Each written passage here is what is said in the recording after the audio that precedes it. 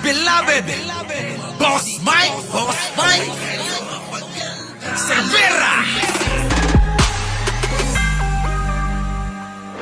Nako! Mga kababayan, ulitin ko lang ho mga kababayan, bago natin tumpisahan, baka nakalimutan nyo lang ho mag-like papaalala ko lang. Eto na mga kababayan! Grabe ito ha! Nako, mga kababayan ko, ewan ko dito mga kababayan, mukhang mahihirapan na talaga. Pasok! Constitutional lawyer na masyadong mataas ang Mga kababayan, pakinggan nyo ito. Dahil napakahalaga talaga nito mga kababayan na talagang yung pong mga tawag dito yung mga mga nagsasabi na talagang mahihirapan na ho. Shiba to. Oo Hindi ho basta-basta kung sino-sino lang ang nagsasabi. Mga mga kilalang mga abogado, kilalang mga political analyst, mga kababayan, pakinggan! naniniwala ang isang constitutional lawyer na masyadong mataas ang kaso ni Senator Bato para protektahan ng Senado. Nako. Sa panayam ng Good Morning Kapatid, iginiit ni Attorney Paulo Tamase na hindi ganoon kalinis ang interaksyon sa pandaigdigan at lokal na batas. Pero kung ang kaso raw ng isang senator ay crimes against humanity, malinaw raw na posibleng hindi ito pasok sa kanyang mga pribilehyo. Nako. Sa ilalim ng terms and privileges ng mga senador, may immunity ang sinumang mambabatas na hindi maaresto habang nasa sesyon. Correct. At ang kaso niya ay may kaparusahan ng hindi bababa sa 6 na taon. Matatandaan noong 2017, inaresto sa loob ng Senate building si nooy Senator Laila de Lima. Ganun din si Antonio Trillanes noong 2018. Batay dun sa konteksto na yun, mukhang iba naman itong sitwasyon ni Senator De La Rosa. Yung charge sa kanya na crime na murder in the context of crimes against humanity, mataas po ang penalty noon. And therefore, baka hindi po pasok doon sa pribilehiyo niya. Hindi naman po ito inilabas dahil upang pigilan siya sa pagpaparticipate sa Senado. In fact, ilang buwan na po hinahanap si Senator De La Rosa ng kanyang mga kasama sa Senado. Anyo mga kababayan, ganun pala 'yon.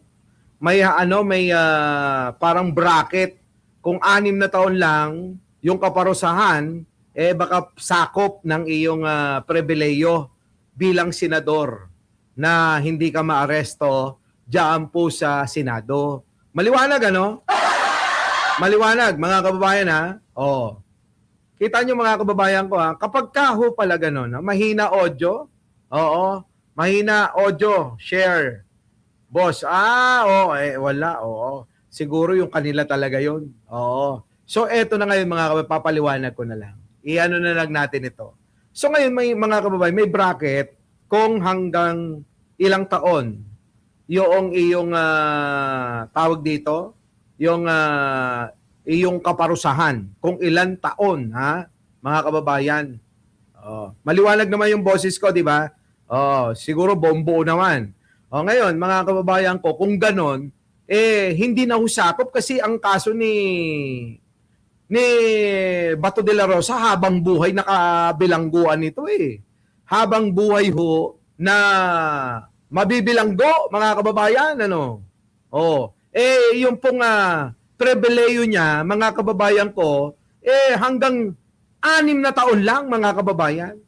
So, ang sinasabi, talagang mahihirapan ito hong si Bato de la Rosa na malusutan na matakasan pa ito. Kaya mga kababayan, hindi na ho nakakapagtaka na si Bato de la Rosa ay kainin niya na yung pride niya. Umiyak na ho mga kababayan. Umiiyak na ho at halos lumuhod na kay Pangulong Bongbong itong si Bato de la Rosa, mga kababayan, na hindi natin akalain na gagawin niya ho. Mga kababayan, mukhang si Bato desperado na ho. Lahat na ho, mga kababayan, nang nakakahiya, ginagawa na ho ni Bato. Ano ho ba yung unang nakakahiya dyan? Yung pong sinabi ho ni Senator Trillanes na siya ang nagsabi na gusto mo ikaw na umaresto sa akin, sumama ka at ikaw ang mag-aresto. Ngayon ho mga kababayan, nabaliktad ho yung sitwasyon eh. Ang nangyayari ho, para ho na humbata. Sino? Si Bato de la Rosa.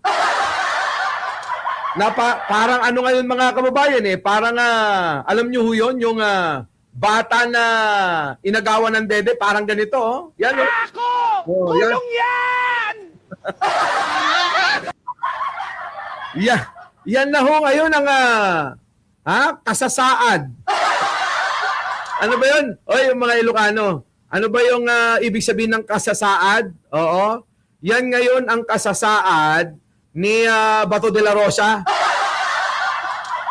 Parang bata na ngayon na bonjing na nagsusumbong mga kababayan kaya Manang Aimee ano. Ayun oh. Away nila! Ako! Kulong yan! Ganyan naman ngayon ang itsura eh. Nagmumukhang bonjing na ngayon si sitwasyon. Yung kalagayan, oy, marunong sila. Marunong sila, oh. Oo, yan ho ngayon ang sitwasyon, kalagayan, ni Bato de la Rosa, mga kababayan. Oo, talagang lahat ho'y lalamunin niya na.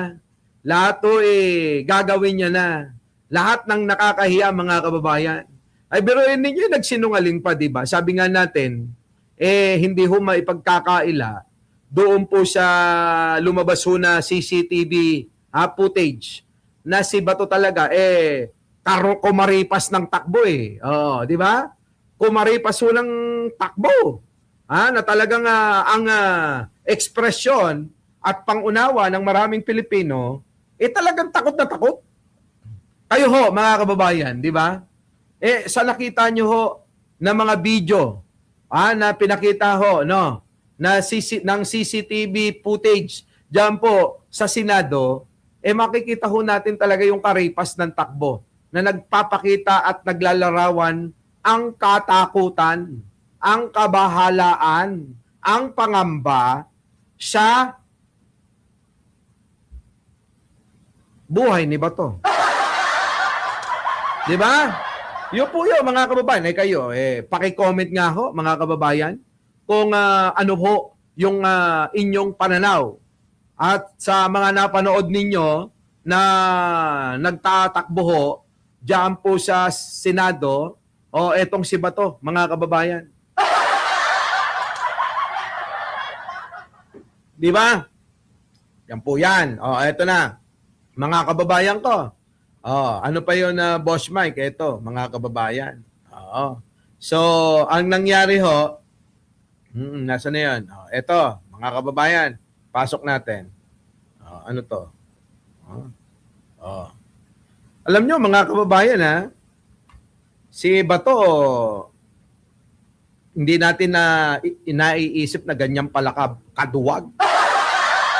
Yung iba nga mga kababayan, sabi nila, bakla yata ito eh. Itong appeal ko dito. Ayan ang mga kababayan. Pagmasdan nyo ho, etong itsura ni Bato rito.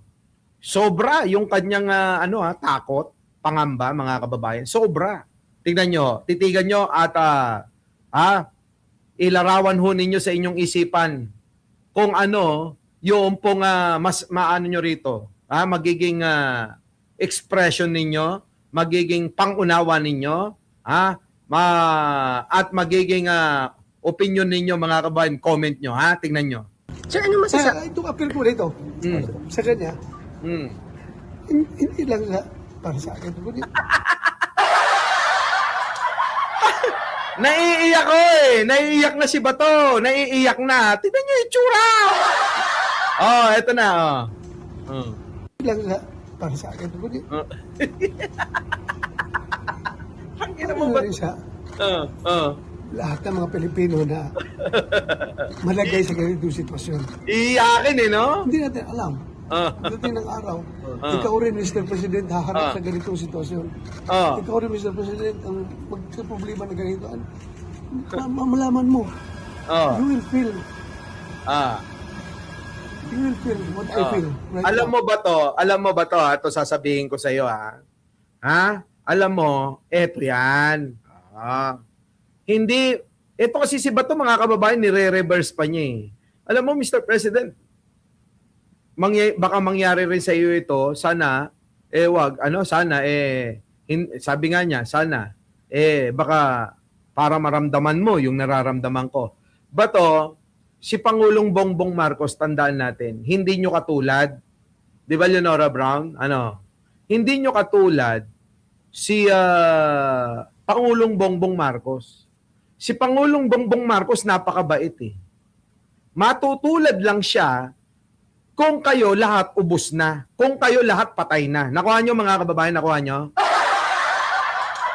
Yung sinasabi niya kasing matutulad mga kababayan eh. Paano mangyayari na matutulad sa inyo si Pangulong Bongbong at maging ganyan ang kalagayan niya? Maging kasta ang kasasaad niya.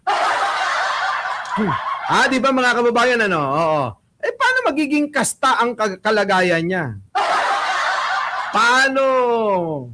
Kasano nga agbaling nga kasta ti kasasaad ni Apo Bongbong? Keno hamag nga kapadayo nga pumatpatay kayo iti kapwayo iti kapadayo nga Pilipino. Di ba mga kababayan ko? Paano matutulad sa Tagalog? Ang Pangulong Bongbong Marcos na sobrang napakabait, sobrang napaka-pesensyoso, sobrang hindi napatol.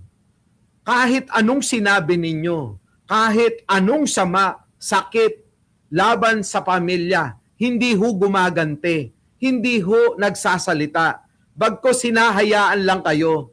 Di ba?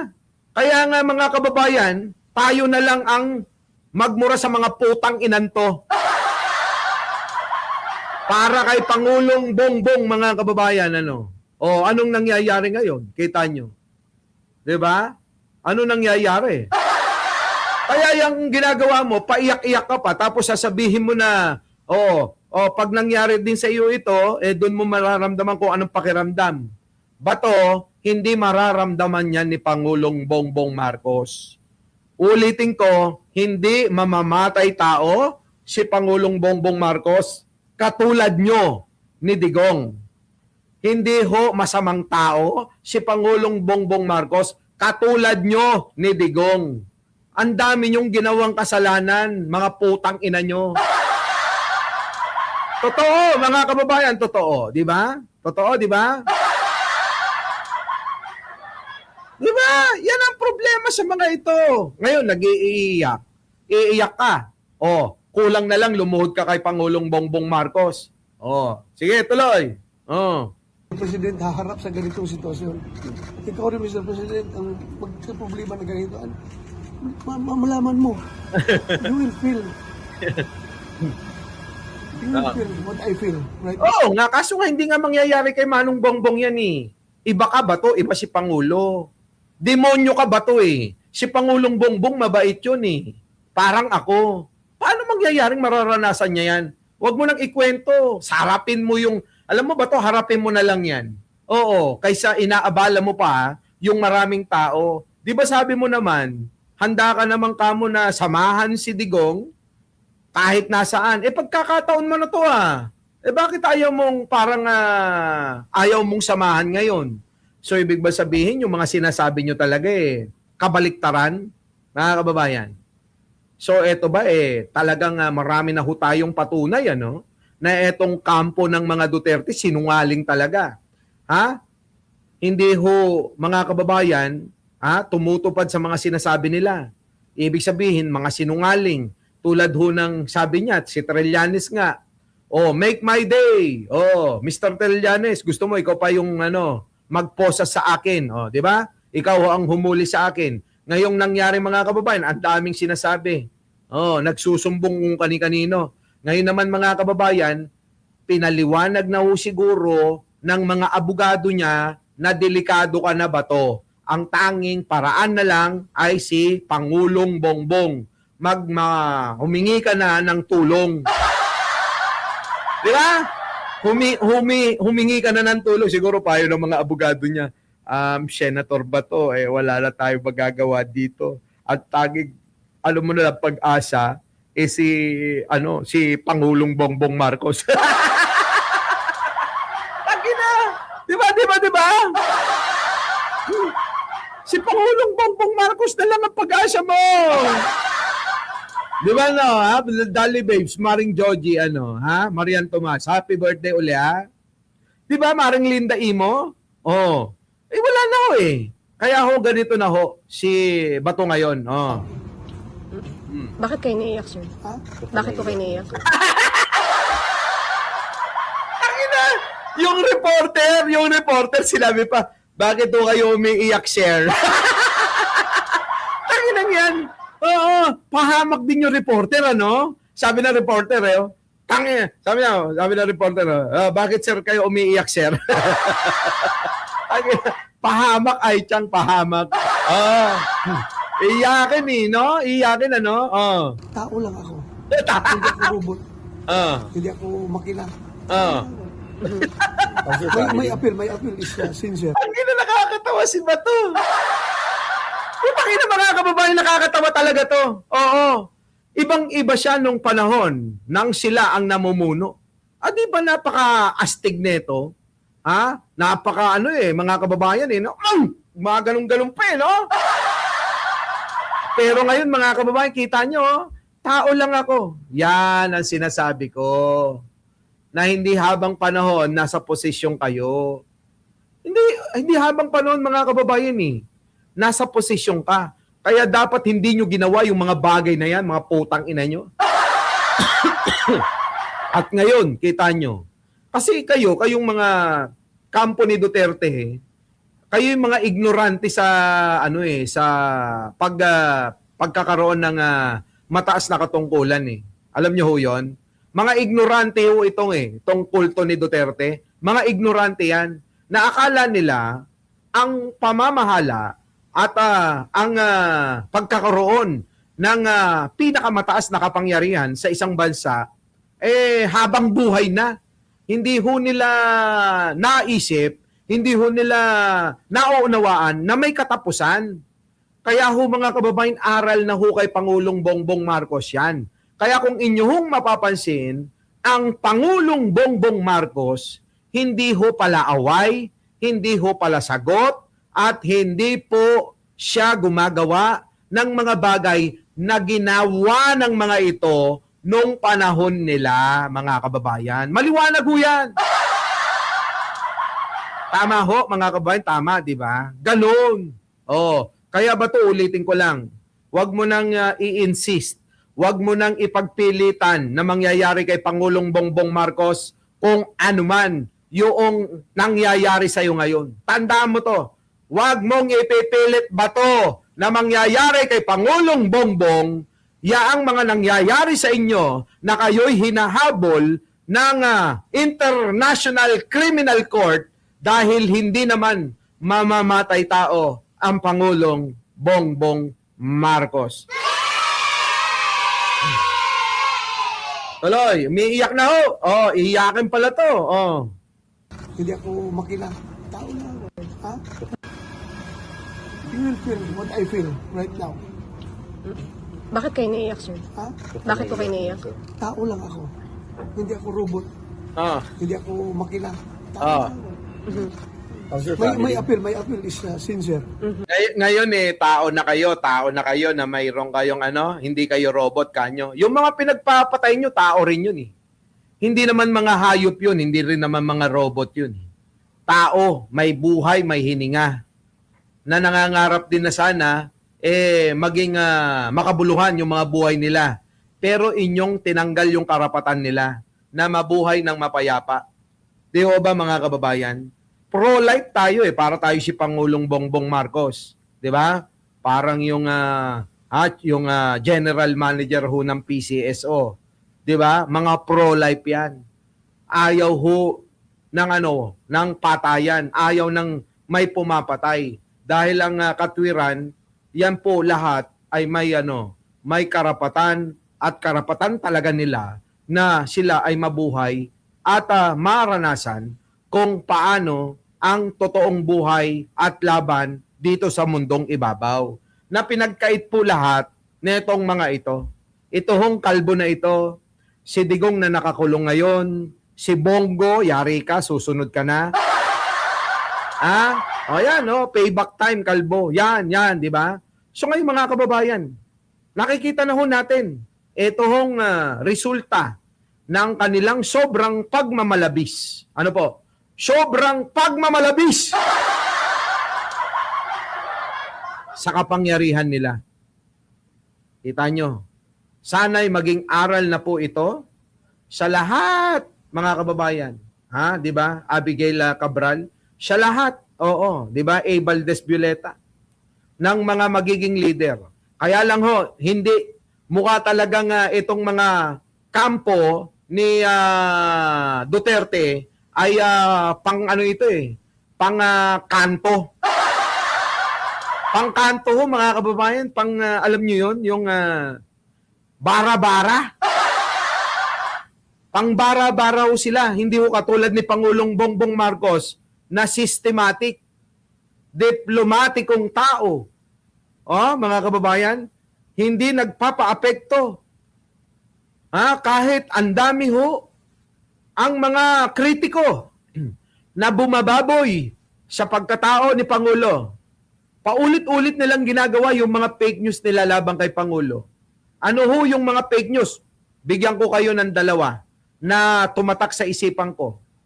Pag-fake news ng kulto ni Duterte, itong mga DDS cult, mga kababayan, itong mga bobo, tanga, mangmang, ito hong mga class E elephant. Engot, mga kababayan. Engot. Mga kababayan ko, anong ginawa nila? Maring Lian, anong ginawa nila? Mga kababayan, ginawan ng peking video na nagdodroga daw ang Pangulo. Ginawa nilang propaganda na adik daw ang Pangulo. Tayo namang mga nakakaunawa, anong sinasabi natin? Hindi ganyan ang kaisipan ng isang adik kung inyong susumahin, kung inyong titignan, bubusisiin, aalamin. Anong nangyari mga kababayan? Lumabas ang totoo. Naglabas sila ng peking video para masabi, ma-justify na ang Pangulong Bongbong Marcos ay adik. Hindi ho natapos dyan mga kababayan. Etong mga minions nila, etong mga uto-uto, na ang utak mga kababayan ay sipon. Ang utak mga kababayan ay sipon. Mga kababayan, dinala nila yung pong salita na bangag daw ang Pangulo. Kita nyo ho? Ganyang kabobobo. Ang tatanga mga kababayan, hindi naman napatunayan, abay sige pa rin sila na sige.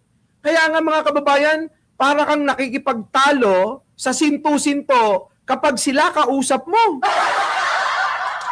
Siguro karamihan ho sa inyo nasubukan na hong nakipagtalo sa comment section, sa personal. Tingnan nyo mga kababayan ang katwiran nila. Ang layo-layo. Kapag i-analisa mo, yung pong kanilang susukatin mo, yung pong kanilang kaalaman, at yung pong pangunawa, mga kababayan, putang ina, parang mga walang utak talaga. Para kayong nakikipag-usap sa isang taong grasa. Diba? Ganun ho sila. Kita nyo? Pagkakausap nyo, tingnan nyo, bangag. Pagkakausap nyo, adik. Biruin nyo mga kababayan, ganun sila. Pero kapag tinignan mo yung pagmumukha nila, mga kababayan ko, grabe. Di hamak ho na malayo. Yung pinagsasabihan nila, gwapo, maganda. Adik daw. Yung mga mukha nila, mga kababayan, nanggigitata. Yung mga pisngi, mga kababayan, lubog na lubog na. Yung mga balat, tuyot na. Tignan nyo ho mga kababayan sa mga rally. Yung mga nagsisigawan doon, mga kababayan, daig pa ang araw-araw sumisinghot ng rugby. Tapos, manalamin tayo mga kababayan, siguro naman, no, titignan nyo, side view pa lang. Mga kababayan, edad ko, 60 na yan. Pero mga kababayan, tatalunin ko pa yung mga edad 20, 30 na mga kasamahan nila na nasa rally. Ganon mga kababayan, yung mga itsura. Ang sasagwa mga kababayan, tingnan mo mga mukha, oh. Lubog ang mga pisngi. Oo, litaw na litaw ang mga panga. Ganon, mga kababayan. Yung mga mata nandidilat, ganyan, oh. Oo. Putik na yan, mga kababayan. Tapos ang pipintasan, si Atty. Claire Castro. Na kapag nakita nyo sa personal, mga kababayan, parang si Angelo. Ang tao pa ko, ha!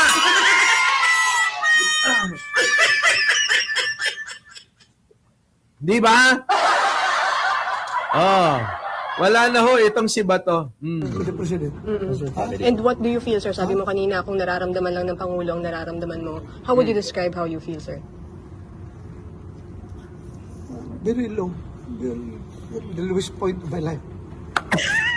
Ano naman? Hindi ho ako naaawa kay ano. Hindi ho ako naaawa dito kay Bato. Natatawa ako eh. Sorry, Leonora Brown na. Hindi ako naaawa kay Bato. Bakit? Kilala natin si Bato eh. 'Di ba? Nakikita natin eh. 'Di ba? Nasubaybayan natin, 'di ba, Arnold Lopez? Oh.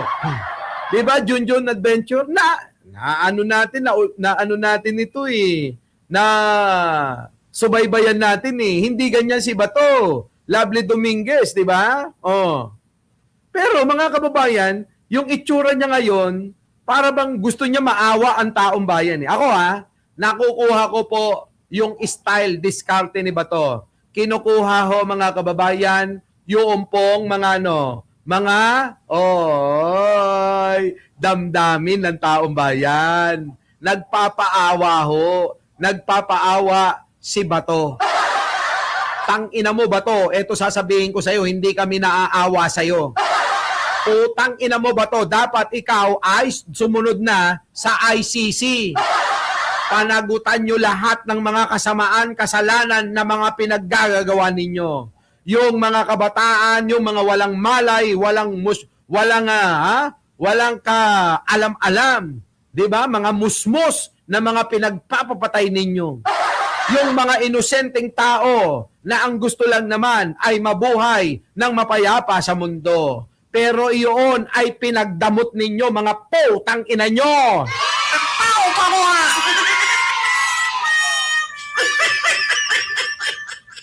Totoo naman, ha? Pagkabaho ka ng gusto, ang servisyo talaga. Yung ideals ng PMA, courage, integrity, and loyalty. Tangina mo ba to? Tangina mo ba to? Para, alam mo ba to, hindi talaga ako hindi ako naaawa. Di ba? Hindi ako naawa dito, Hernandez Pagadora, Dali Babes. Oo, di ba? Christian, Christian. Yun, basta yun, di ba? Tang inumin mo ba to? Mga kababayan, kamura-mura naman talaga ito eh. Anong klaseng awa? Mga kababayan, ang tanong nga natin, naawa ba kayo sa mga taong pinagpapatay ninyo? Seryoso. Tanungin natin itong si Bato. Bato, ikaw, naawa ba kayo sa mga pinagpapatay niyong tao? Naawa ba kayo sa mga musmos na wala pang muwang sa mundo? Walang muwang! Musmos! Sanggol! Toddler! Hindi mo katulad, bonjing kang hayop ka. Naawa ba kayo dun sa mga yon? Sa mga tao na habang naglalaba, pinatay ninyo? Naawa ba kayo ron? Sa mga anak? Ngayon ba to ikaw, putang ina mo, natatakot ka na mangulila yung pamilya mo dahil mawawala ka? Naisip nyo ba yung mga nangulila hanggang ngayon nangungulila dahil pinatay nyo yung mga anak nila? Naiisip nyo ba yun? Diba? Kayong mga putang ina nyo, mga DDS kayo. Ha? Naiisip nyo ba yon? Sasabihin nyo, kasi adik. Bakit napatunayan yung adik? Walang nakapatunay na mga adik pero pinatay. Hindi dumaan sa proseso. Paano nyo sasabihin adik yun? Madali lang sabihin yun kapag nasa pamumuno ka, kapag ikaw ang nasa kapangyarihan. Pero mapapatunayan yan kapag wala ka na. Tulad ng mga nangyayari ngayon, lumalabas na ho yung katotohanan. Di ba? Mga bobo, yung sasabihin adik kasi kaya pinatay. Kung di ba naman kayo sandamukal talaga na mga bobot mangmang, yung utak nyo sipon ang laman. Hindi nyo napatunayan. Wala ni isa sa mga pinatay ang napatunayang mga adik. Bakit? Walang dumaan sa proseso. Hindi dumaan sa due process. Hindi dumaan sa batas.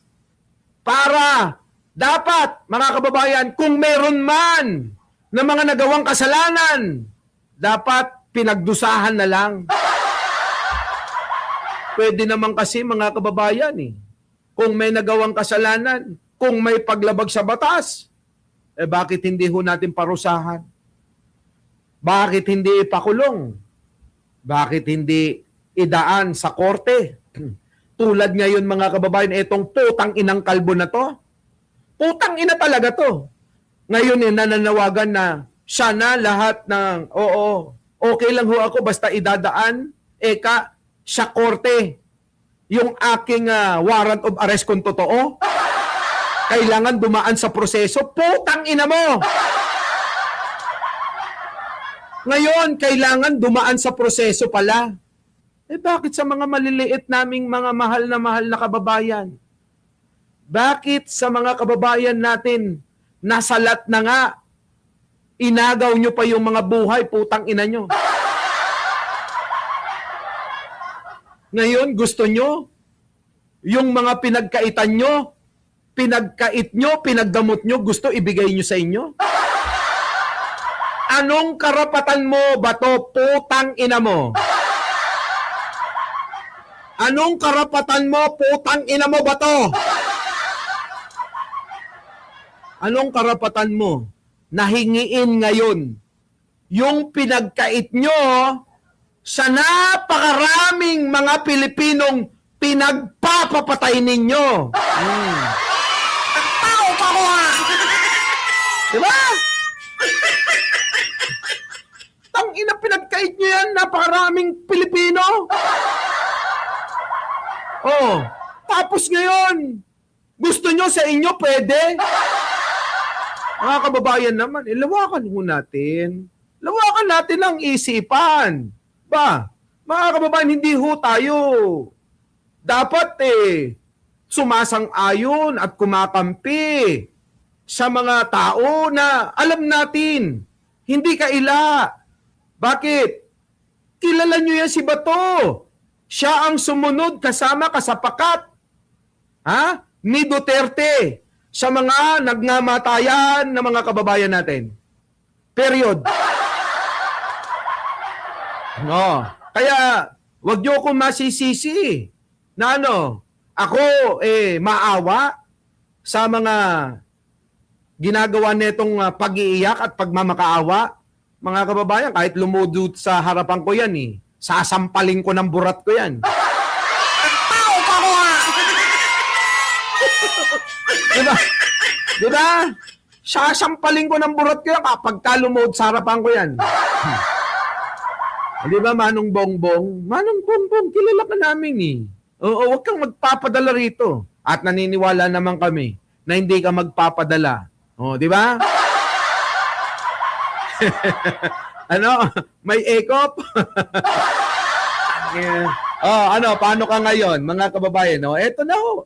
Nagmamakaawa ng putang ina, Isinin sa buhay ko yan. Lahat ginawa ko. Tapos, ngayon, ganito mangyari. Ngayon ganito mangyari, tanga. O ikwento mo kung paano nyo pinatay yung mga tao. Ikinikwento mo lang yung mga achievement mo. Walang question sa achievement mo. Ang question ngayon, bakit nyo ginawa yang mga hinabla sa inyo? Bakit nyo ginawa na pagpapatayin ang mga mahihirap, maliliit na mamamayang Pilipino na dapat pinaglilingkuran nyo? Tama po ba mga kababayan? Tama? Mga kababayan, yung mga tao na dapat pinaglilingkuran nitong mga ito noong araw na nasa posisyon sila, yun po yung mga inabuso, winalangya, at inagawan ng buhay. Mga kababayan, inagawan nila ng buhay. Kita nyo mga kababayan, ano? Grabe, matindi. Alam nyo mga kababayan kasi, marami tayong mga kakilala na naging biktima ng mga putang inanto. Ang ilan, mga kababayan, nakakilala natin, ay wala naman talagang kaalam-alam sa mga binibintang nilang droga-droga. Dangan lang, mga kababayan, ang kasalanan lang ho ng ilan nating mga kababayan, isinilang silang mga mahihirap. Isinilang silang salat sa kaalaman. Isinilang silang hindi nila kayang ipagtanggol yung mga sarili nila. Yung mga kapamilya nila. Wala silang kakayanan, mga kababayan. Kaya mga kababayan, ako'y natutuwa. Ako'y sumasaludo sa nagngangalang Sunny Trillanes na nagpursigi para mapanagot, para mabigyan ng hustisya ang lahat po ng naging biktima ng patayan ng panahon ng amo niyang si Digong na tatay ni Sara Duterte, tatay ni Pulong, tatay ni Baste, at tatay din ni Kitty, na naging asawa ni Elizabeth at naging asawa rin ni Hanilet.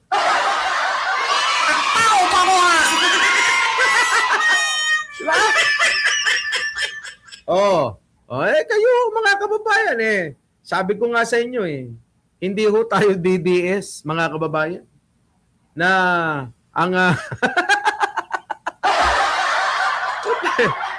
at duling sabi ni Jing Martin at duling. Ewan ko sa inyo, di ba? Sabi ni Teresita Tan, same here. Totoo mga kababayan Nakakalungkot lang Teresita Tan yung ating mga kaibigan di ba? Na ayan, sumasang-ayon dahil nasasadlak sila sa mga korupsyon. Ayan, kumakampi sa partido ni Digong. Ay nako. Eto mga kababayan, yung pagpapaawa. Pasok! Kay Presidente, Sir, BBM, hindi ako Tangina mo, Bato. Bato, tangina mo. Eto mga kababayan tingnan nyo. Well, panawagan ko kay Presidente, Sir, BBM, hindi ako galit sa iyo, Sir. At alam ko rin na wala kang personal na galit sa akin. Ako ngayon ay umuapila sa iyo. Na sana, alagaan mo, bawat Pilipino. Tangina mo. Anong alagaan? Inaalagaan ang mga Pilipino. Hindi natigil si Pangulo Bato. Hindi ka sa kabagagaling kasi. Ang tagal-tagal mo nawala Di ba? Ang tagal-tagal nawala ni Bato. Eto na mga kababayan. Tangina to. Mga kababayan, alagaan daw yung mga Pilipino. Inaalagaan kami. Ikaw ang may problema, wag mo na kaming idamay sa problema mo. Parusa sa'yo ni Bro yan. Dati mga kababayan, ginagamit ko, pagsubok lang sa'yo ni Bro yan. Hindi angkop kay Bato de la Rosa Alam nyo kung ano angkop sa kanya? Parusa ng Diyos sa'yo yan.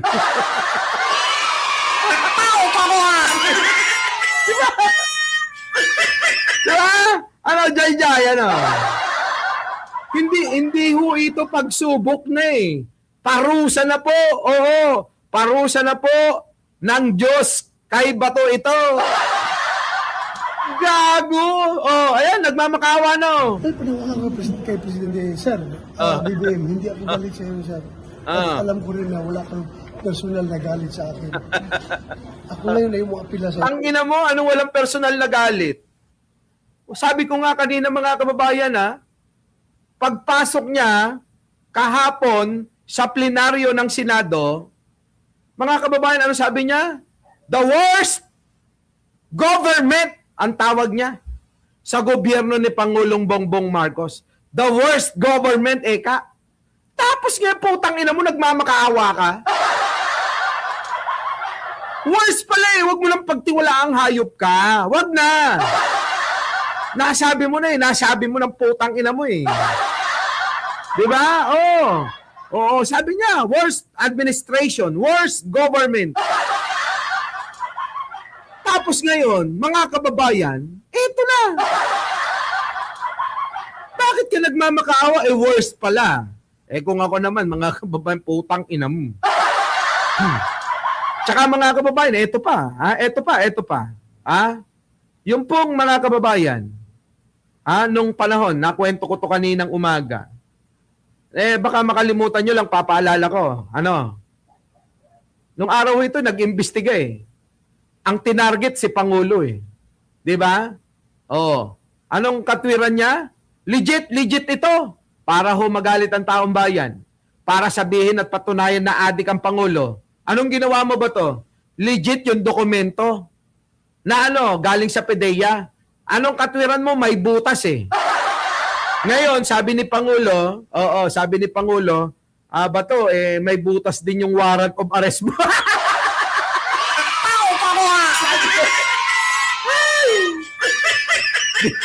Di ba? Ang sagot ni Pangulo, nakikinig ako Sabi niya, may butas din yung warrant of arrest mo. Naka-puncher din yun. Kaya legit yung yung warrant of arrest mo. Diba, Tangina to si Bato, parang gago kasi. Ayan, na back to you. Ay, Diyos ko. Diba? Ngayon, nasan na ngayon yung butas ng puncher? Bato? Tangina, nasa ulo mo na. Ayop ka. Diba? Back to you yan. Pag may butas, legit. May butas, mga kababayan. Yung warrant of arrest, legit. Tangina. Ano ka ngayon? Tapos Tapos ngayon magmamakaawa ka kay Manong Bongbong? No way. Ano siya ni Manong Bongbong? Kung na mata, idtam ko na ka. Diba? Uray no, agilad-ilad ka ako na ka. Uray no, glabos-labos ka. Uray kanum tatakim, awan lata. Diba? Mga kababayan di ba? Ganun sa atin.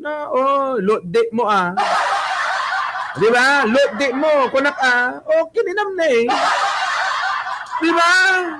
Mga kababayan, kininam lodi mo. Uray no, agilad-ilad ka. Uray pay, aglabos-labos ka. Agpaabagatan kan agpamyanan. Uray pay, iraman mo, tidaya, kan laod, aglabos-labos ka, agtaray-taray. Kunak di ba? Ibtam! Tao pa ko Diba? Uray, agpugi-pugiit ka, kunak Diba? Uray, no, agpugi-pugiit ka. Awan, no. Ibtam sige. Dabasol mo. Taloy.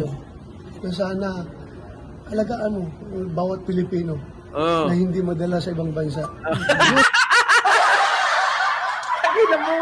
Tangina mo ba to? Sabi ni Bato, na sana, Mr. President, alagaan mo ang mga Pilipino na wag madala sa ibang bansa. Tanga! Ako nga gustong-gusto ko sa ibang bansa. Oy! Sino ang ayaw na mapunta sa ibang bansa? Sino ang ayaw na makapapasyal sa ibang bansa? Si Bato lang yata. Si Bato lang yata ang ayaw. Lahat to, at tingin ko, lahat ho tayo gusto na makapunta ng ibang bansa para makapamasyal. Si Bato ayaw. Dinadamay pa tayo. Sabi mga kababayan, no, agalagaan mo, na sana wag madala. Ang bawat Pilipino ay wag madala sa ibang bansa. Tangina, mga kababayan, iba talaga to si Bato. Wag mo na kaming idadamay sa parusa sa iyo ng Diyos. Oo, kami ay may pagsubok din ng Diyos sa mga buhay namin. Sa iyo, hindi na pagsubok yan. Parusa. Di ba? Oh. Sarap, di ba? Sarap sa ibang bansa, mga kababayan, lalo na kapag turista ka. Sabi ni Leonardo, pagod na ako mag-travel, boss Mike, di ba? Kasi ang pagta-travel, kapag kaedad mo, mga 25, umpisahan mo na. Pagdating na ng mga 65, ganyan, 70, tigil-tigil mo na, nakakapagod na yan. Gusto na lang natin, di ba? Minsan gusto natin nasa hotel na lang, higa-higa tayo, Parang gusto lang natin sumama para makabanding yung pamilya, yung mga anak at apo. Pero ang totoo, mga kababayan, ayaw na natin yung naglalabas, lalo na kapag malamig. Mas gusto na natin, mga kababayan, yung nasa hotel na lang, Ay, Diyos ko. Di ba? Di ba? Our President, you are our President. It is your moral obligation. Not only your constitutional mandate, kundi moral obligation mo yan, sir, na protektahan ang bawat Pilipino na hindi madala sa ibang bansa.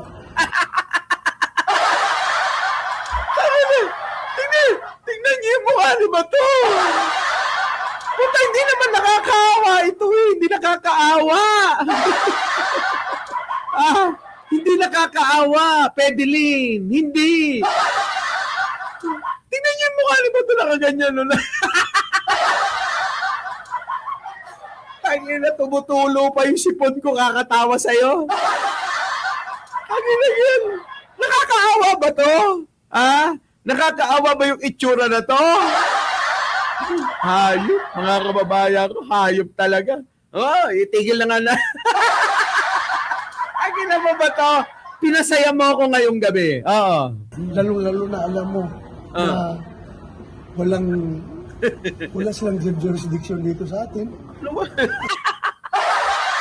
Tangina ba to? Alam mo, ikaw, desperado ka na talaga. Anong walang jurisdiction? Di ba sinabi na ng ICC na may jurisdiction sila. Kaya nga hindi na pauwi si Digong. Tangina, di ba? Kaya nga hindi na pauwi si Digong kasi nga sinabi ng ICC na meron kaming jurisdiction dahil nangyari ang mga krimen nung mga panahon na kayo'y mga membro pa sa ICC. Yun ang sabi, mga kababayan di ba? Yun ang sabi. Ngayon, mga kababayan, anong sinasabi niya? Dahil alam mo naman na walang jurisdiction. Anong walang jurisdiction? Wala na yon. Na-establish na ho yun na may jurisdiction ang ICC sa Pilipinas, lalo na, mga kababayan, yung pong mga kaso netong sila Bato. Doon lang po naputol ang jurisdiction ng ICC mula nung panahon ni Digong nung 2018 at napaaprobahan nung 2019 na tayo ay ayun na. Ano na siya? Yung pinal na tayo ay hindi na kasapi ng ICC. Hindi yung sinasabi nito, totoo naman na hindi na tayo membro ng ICC.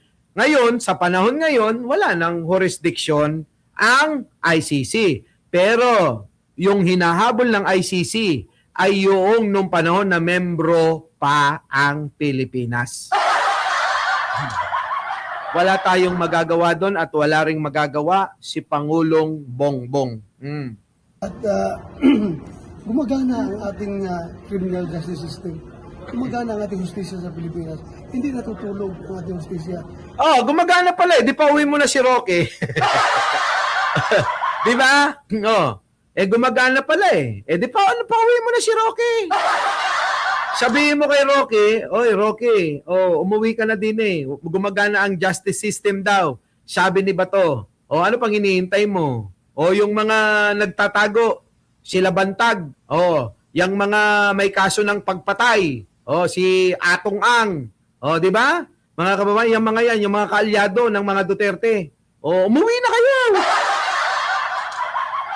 Para matapos na, di ba? Tuloy. Kaya masyadong overreaching yung ICC sa atin.